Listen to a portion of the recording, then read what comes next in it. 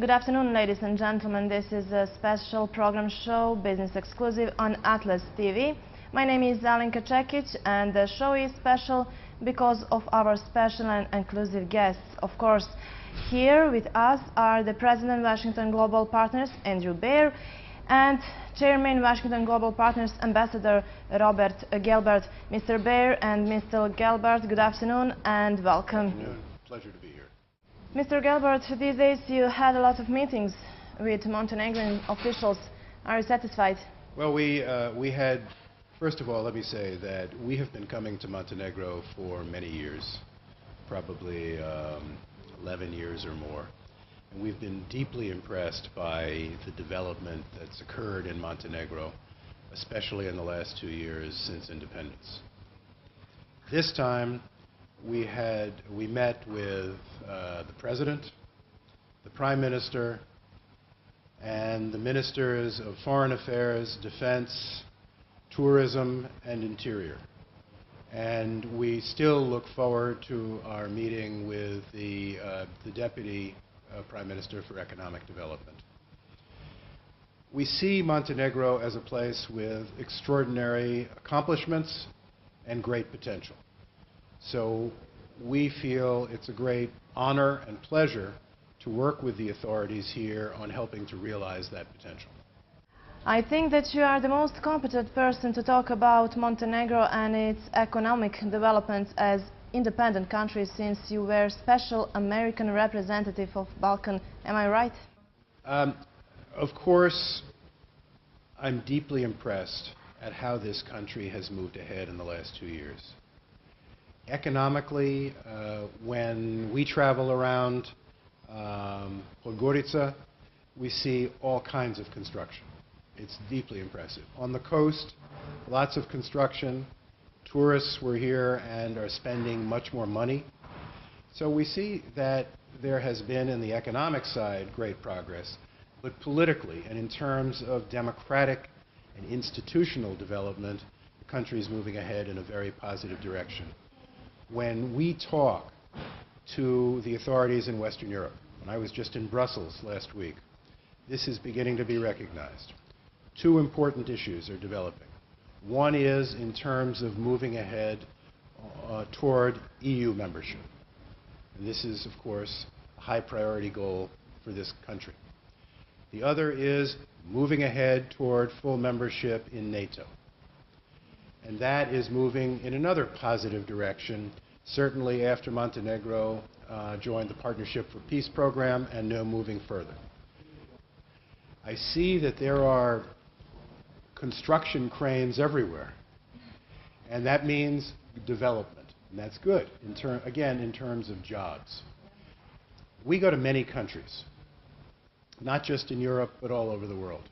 Last month I was in South America, and people want the same thing, whether it's in Europe, whether it's in Latin America, whether it's in the United States. They want jobs and they want a better life.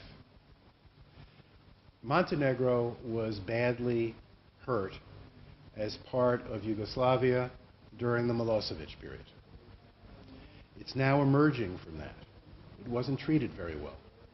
And it's now really emerging from that, and through strong economic programs, through attracting good support from the international financial institutions like the World Bank, the International Finance Corporation, the EBRD, that also brings the attention of private capital.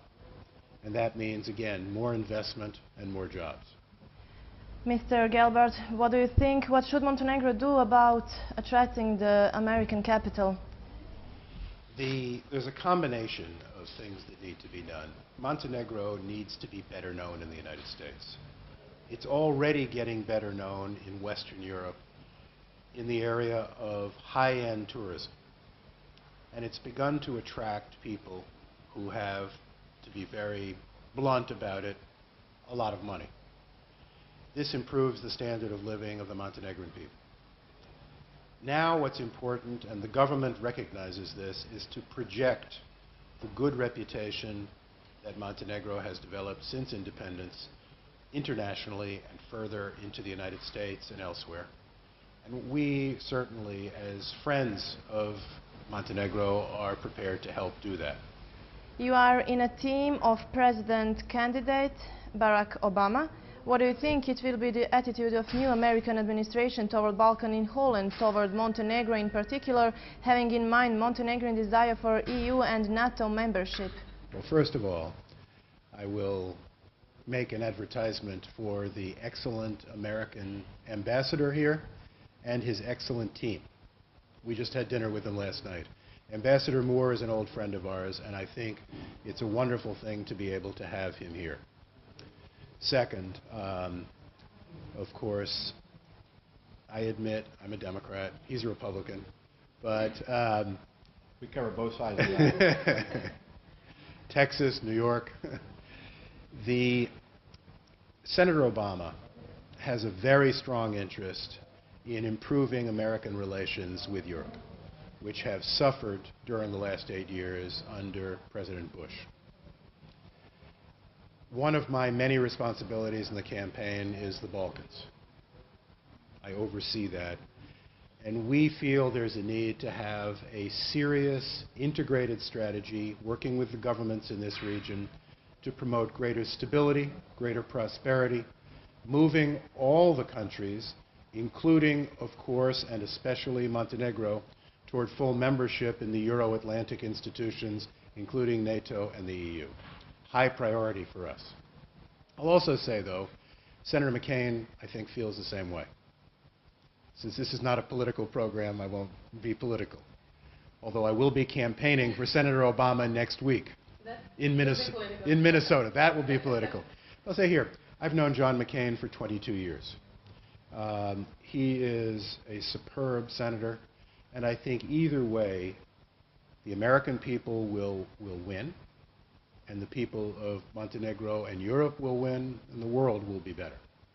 President elections will be held in USA in a couple of months. Currently, according to some polls, Republican President McCain has a slight advantage. Do you accept the presidential race to be a close one or something else? No, it's going to be close.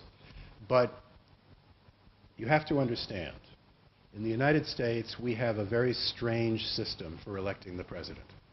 The popular vote is not what's important. In 2000, Al Gore won the popular vote, but he lost the election.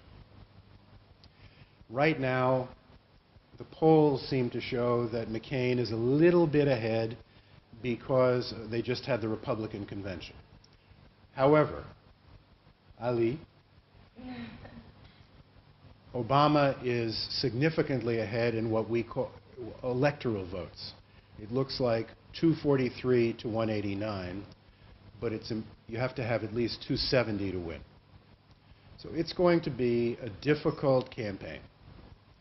What is also happening, remember, is that we have congressional elections. Everyone agrees the Democrats will significantly increase their majority, both in the Senate and in the House of Representatives. So both parts of the Congress will be more Democratic. And what happens in the presidential election, we will see. I think Obama will win.